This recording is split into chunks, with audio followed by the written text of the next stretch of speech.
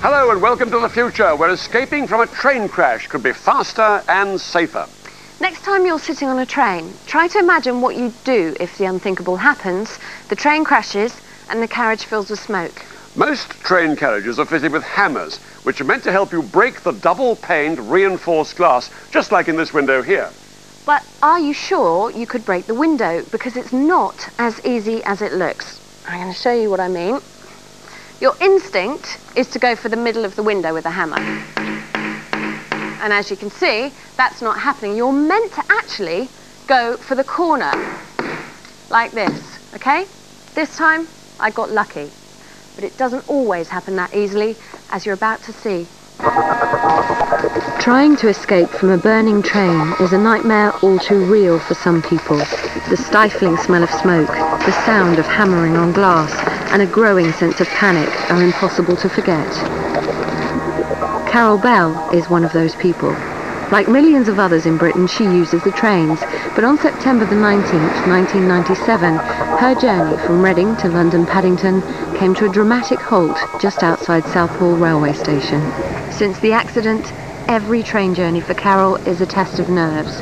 She worries about being trapped on the train again. There was a chap trying to break the glass to get the hammer out. He couldn't do it. He was standing next to me. He couldn't get the hammer out. There was people hitting the window with umbrellas to try and break the glass. They couldn't do it. When someone did manage to get a hammer out, the end fell off it. I mean, I actually carry my own hammer now. You carry your own hammer? Yeah. Because I always think that... But Carol isn't the only person carrying a hammer in her handbag. Other survivors from Southall and from Ladbroke Grove also carry hammers when they travel on the train, because they all had problems getting out of the windows. When a train crashes, the devastation is phenomenal. If there's a fire on board, speed is of the essence, and passengers need to get out quickly.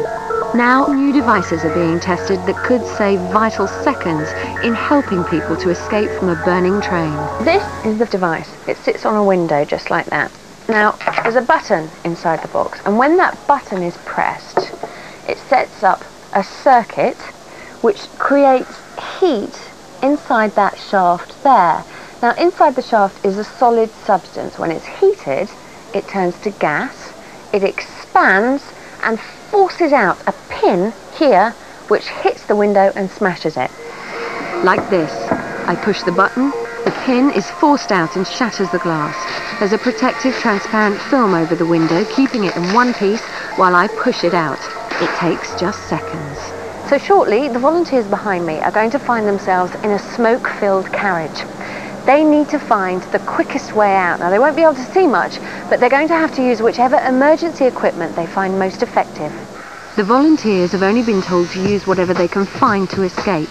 This carriage has 2 push-button devices and 2 hammers on board. Once they're seated, the train is filled with smoke.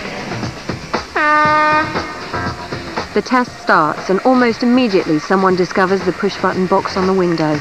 Within just 15 seconds, an escape route exists. Oh, that was quick. That was quick. You just got to that straight away. Back inside, one of the hammers is making a small hole in another window. I just simply broke the glass, pressed the button, and it sort of, all the glass shattered. It didn't actually break. It's just easy to push out. Very easy. I couldn't actually break the glass in front of the hammer. This whole thing's gone. There's enough room for people to get out. I mean, you could climb out of that quite easily. And they hadn't even managed to break the glass to get into the villa. If your life depended on it, I know which one I prefer. The first place you'll actually see the push-button device will be on some London buses.